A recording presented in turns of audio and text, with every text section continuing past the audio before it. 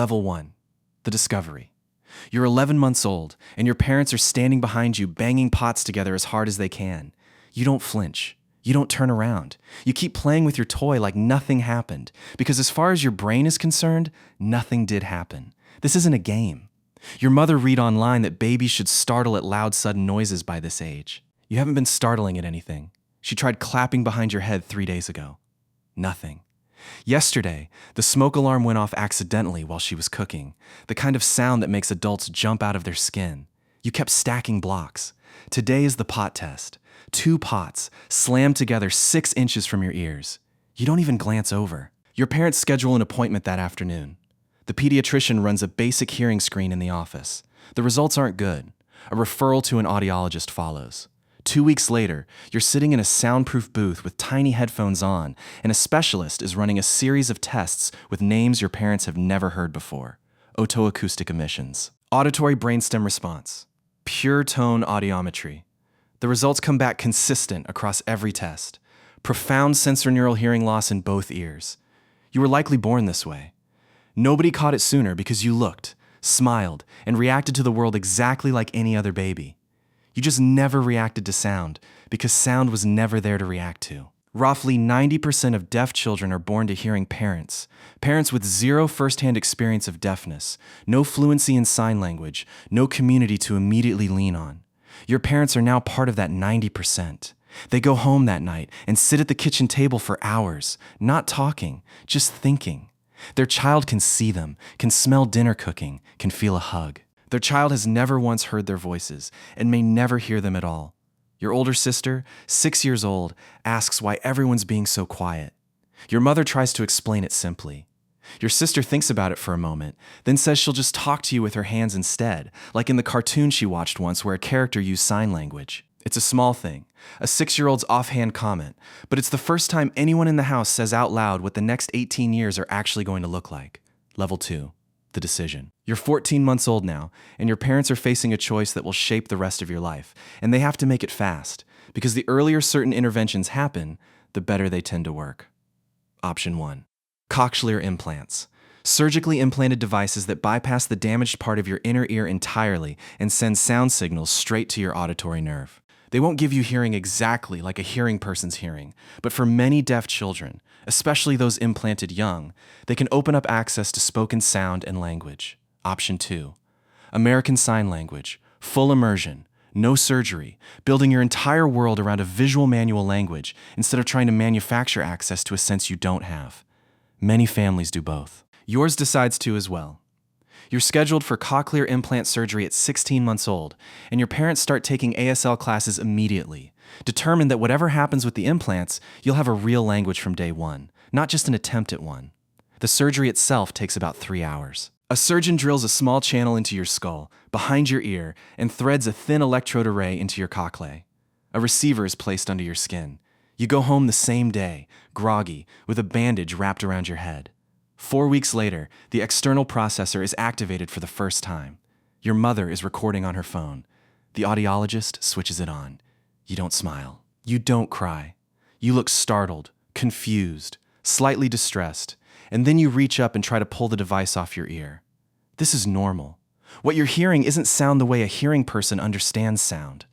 It's electrical signals, buzzy, robotic, completely unfamiliar, and your brain has zero reference point for any of it. It will take months of auditory therapy before any of it starts to mean something. Level 3. The early years. You're 4 years old now, wearing 2 cochlear implant processors clipped behind your ears, and you've also been signing since before you could reliably hear or speak a single word. Your house operates on 2 tracks at once. Spoken English, slow and clear, paired constantly with ASL signs, so that even on days your implants are off, charging, or simply turned down because the world is too loud, you still have full access to language. Your parents are nowhere near fluent yet, but they're committed, taking classes twice a week, practicing every night at dinner. You attend a specialized preschool for deaf and hard of hearing children 3 days a week, and a mainstream preschool the other 2, an arrangement your parents and a team of specialists worked out together. A speech-language pathologist works with you twice weekly. An educational audiologist checks your implant programming every few months, adjusting the settings as your brain adapts. Progress isn't linear. Some weeks, new words click into place rapidly. Other weeks, you regress, frustrated, refusing to wear your processors at all, signing furiously instead because it's simply easier, more natural, less exhausting than straining to parse buzzy electrical sound into meaning. There's a moment, around your 4th birthday, when you sign "I love you" to your mother for the first time, unprompted. She didn't teach you that exact moment. You'd absorbed it from months of repetition, and you chose to use it on your own. She cries. Not because you're broken, because you're not. You're just communicating in the language that came easiest, exactly the way every child eventually does.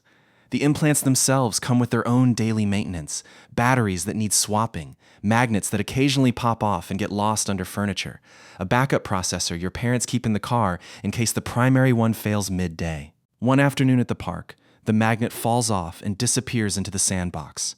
Your mother spends 20 minutes sifting through sand with her bare hands while you watch, unbothered, signing that you'd just like to keep playing either way. Level 4, the school-age years. You're 8 years old, mainstreamed into a regular public school with an interpreter who follows you to every class. This is more complicated than it sounds. The interpreter signs everything the teacher says, but there's a natural lag, a few seconds between when something is spoken and when you see it signed. By the time you process a joke the whole class is laughing at, the class has already moved on. By the time you raise your hand to answer a question, someone else has already answered it. Group work is its own challenge.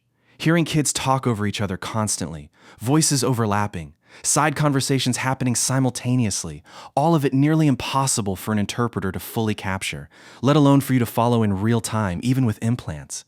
You miss things, not because you're not paying attention, because the format itself wasn't built with you in mind. Some kids are curious in a good way, fascinated by your implants, eager to learn a few signs themselves. Others stare. A few mock the slightly different way you pronounce certain words, words you learned through painstaking speech therapy rather than simply absorbing them from a lifetime of overhearing conversations the way hearing kids do effortlessly. You join a weekend program for deaf kids, and something shifts the first time you walk in. Every kid there signs. Every kid there understands, instantly, without explanation, what it's like to miss a joke because of interpreter lag, what it's like to be exhausted after a full day of straining to listen. For the first hour, you don't realize how much energy you usually spend just trying to keep up until you're somewhere you don't have to. Level 5, the teenager. You're 15 years old, and you found your footing in two worlds that don't always overlap easily. At school, you're fully mainstreamed now. No interpreter for most classes, relying on your implants, lip reading, and note-taking apps that transcribe lectures in real time. You're a solid student, but it costs you. A full school day for you is mentally exhausting in a way your hearing classmates don't experience, because you're constantly working to fill in gaps, piecing together fragments of sound and visual context into something coherent. Audiologists have a name for this: listening fatigue. By the end of the day, you're drained in a way sleep alone doesn't fully fix. Socially, you split your time between hearing friends and a tight group of deaf and hard-of-hearing friends you met through that weekend program years ago, now a real community.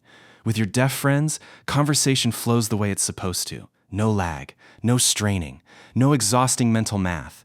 You try out for the school's debate team this year, partly to prove something to yourself. You make it, the first deaf student your school's program has ever had. You don't win every round, but you compete, with accommodations, with extra prep time, with a coach who learns enough basic sign to communicate with you directly instead of routing everything through someone else. You also have a moment this year that sticks with you. A classmate asks, with genuine curiosity rather than cruelty, whether you'd take a pill that could make you hear normally if one existed. You think about it for a long time before answering. You tell her you don't know, and that the question itself feels strange, because your hearing isn't the broken part of your life. It's just a different way your life works. Level 6, the young adult. You're 22 years old, graduating from a university with a strong deaf and hard-of-hearing support program, accommodations built into every class without you having to fight for each one individually. You're entering the workforce now, and the conversation about accommodations starts all over again, except this time, you're the one who has to advocate, with no school administration doing it for you automatically. Your first job interview, you disclose your hearing loss up front, request a transcription service for the call, and watch the interviewer's tone shift slightly, more careful, slightly unsure how to proceed. You've learned to read that shift instantly. It happens often. You get the job. Your employer arranges live captioning for meetings and a sign language interpreter for larger company events. Most of your coworkers have never worked with a deaf colleague before. Some are awkward about it at first, talking too loudly, exaggerating their mouth movements unnecessarily, assuming you can't read at all rather than simply not hear. You correct these moments patiently, mostly because you've had a lifetime of practice doing exactly this. You start dating more seriously around this time, too. The conversation about your hearing loss happens early, always, because it has to. Some people are wonderful about it immediately.